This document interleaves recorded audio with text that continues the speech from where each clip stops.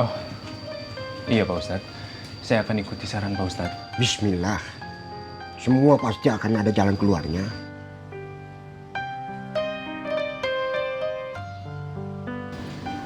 Sebenarnya saya mau kembali ke Jakarta Pak Ustadz. Karena saya berpikir tugas saya sudah selesai di sini. Kemarin-kemarin saya kembali ke Ciraos. Bahkan berani minta untuk dipindah tugaskan di rumah sakit di Cibatu. Memang sudah ada kabar? Belum Pak Ustadz. Iya. Karena di sini ada Ella. Maksud saya Bu Dokter Ella. Saya tidak mau kehilangan lagi waktu saya untuk menunggu Bu Dokter Ella Pak Ustadz.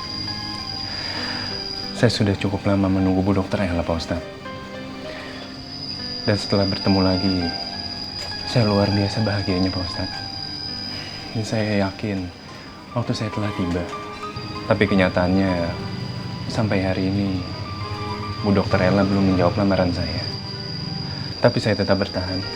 Saya masih berharap Bu Dokter Ella akan menjawab lamaran saya. Apapun jawabannya. Pak dokter masih membutuhkan jawaban? Masih Pak Ustadz. Agar saya tahu langkah apa yang harus saya lakukan. Oh, baik. Lebih baik begini saja. Coba kita berandai-andai ya. Kalau Bu Dokter Ella menerima lamaran Pak Dokter. Gimana? Saya akan senang sekali Pak Ustadz. Dan saya berharap bersama Ella kita membantu Ica. Dan kalau sebaliknya Bu Dokter menolak Pak Dokter. Mungkin saya akan melamar Ica dan mengajaknya ke Jakarta. Merawatnya dan berusaha agar dia sembuh. Ya kalau begitu silakan Pak Dokter lamar Ica. Karena Ella menolak saya kan Pak Ustadz? Oh, saya tidak bicara begitu. Sekarang lebih baik ya. Pak Dokter teh sholat istiqoroh. Minta sama Allah. Mohon yang terbaik. Insya Allah apapun yang diberikan Allah itu akan baik untuk hari ini ataupun ke depannya. Silakan Pak Dokter pulang istirahat. Kalau mau ketemu Ica besok saja antara jam 8 sampai jam 10.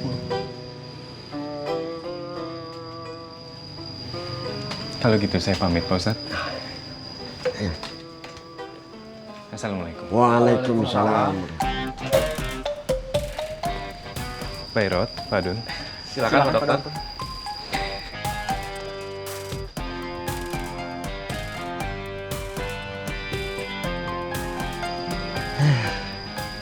Cinta akan menemukan jalannya.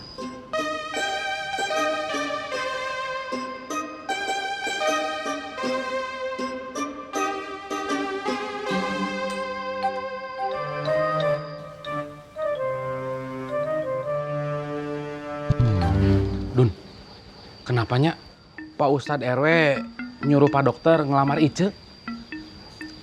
Saya juga nggak tahu, Rod. Pak Ustadz RW kan cara mikirnya begitu. Beberapa langkah di depan kita. Di depan kita? Di depan kamu kali. Kamu. Beneran nggak ada, Sab? Ya sebenarnya mah ada, Po. Cuman kan saya kudu ngomong dulu sama Sobri.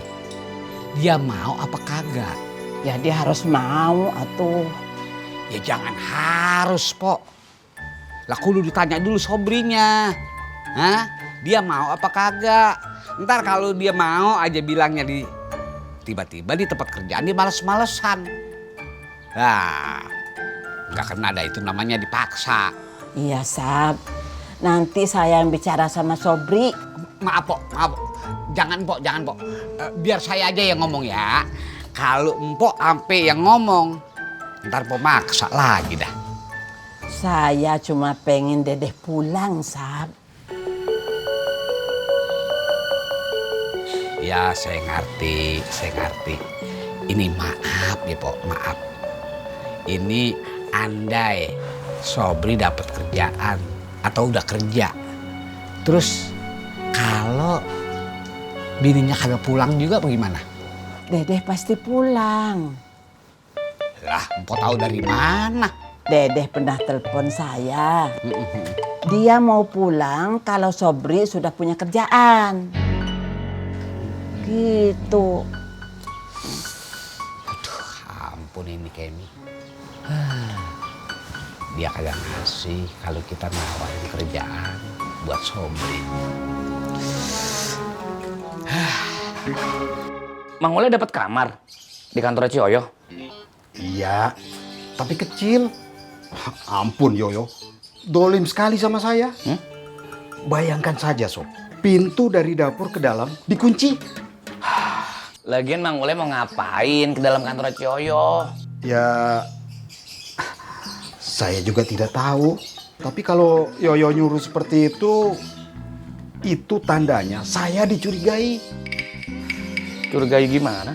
Ya, Yoyo takut kali ada barang-barang kantor yang hilang. Padahal harusnya... Astagfirullahaladzim. Maaf. Ya, nggak apa-apa. Yoyo itu berterima kasih sama saya. Karena saya ada di sana. Kan kantornya aman. Oh iya Sob, Ya. kamu waktu itu ada apa ke kantornya Yoyo? Oh, gitu. Emak nyuruh saya ke sana. Minta kerjaan? Pasti Yoyo bilang nggak ada kan? Sudah saya duga, Yoyo ternyata memang Ciyoyo bilang ada. ada. Ada. Jadi staff. Ya, saya nggak tahu. Jangan-jangan Yoyo nyuruh Sobri gantiin saya ini. Ampun Yoyo. Sob, Ya. kamu jadi apa? Saya nggak tahu Mang Ule. Soalnya saya bicara sama Ciyoyo, nggak usah. Saya nggak mau kerja. Kamu nggak mau kerja? Iya. Kamu aneh Sob. Hmm? Masa nggak mau kerja? Saya mau kerja, Mang Ule. Tapi saya nggak mau disuruh emak. Saya nggak mau nanti emak ungkit-ungkit. Kalau emak udah nyariin kerjaan saya. Itu. Nah, saya ke kantor Ciyoyo. Ya, biar emak seneng aja. Iya, maaf. Saya pulang ke kantor dulu ya. Dah, ya, Mole.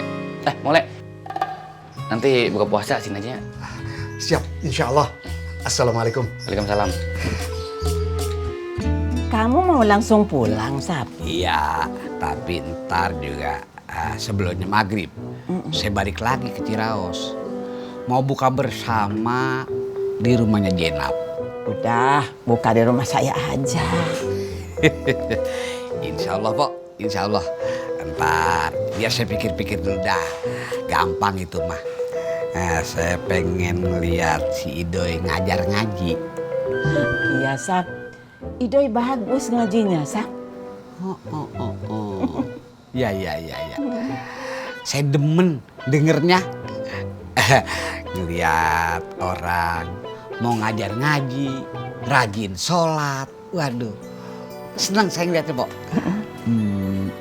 Tapi kalau saya ngomong sama dia, ngapa bawaannya pala saya migrain ya? Kamu, Sab. Iya, ntar mau maghrib, empok mau dibawain apaan? Tidak usah. Kagak apa-apa, Pok. Sekalian aja dah buat sahur gitu ya. Ya udah, terserah kamu aja. Ya udah kalau gitu saya pulang dulu ya, Pok. Iya, Sab. Assalamualaikum. Waalaikumsalam. Sabeni, Waduh, dia keluar lagi. kamu nyari saya ya? Mau beli batik? Enggak. Sabeni, Bodoh, Sabeni, bodoh. ampun ini. Waalaikumsalam. Terus, pasti kamu kan yang nyuruh Sabeni ndak mau beli Beli apa? batik? Memangnya kamu jualan batik? Iya, masa kamu lupa sih? Iya, saya lupa. Assalamualaikum. Dasar nenek-nenek tua.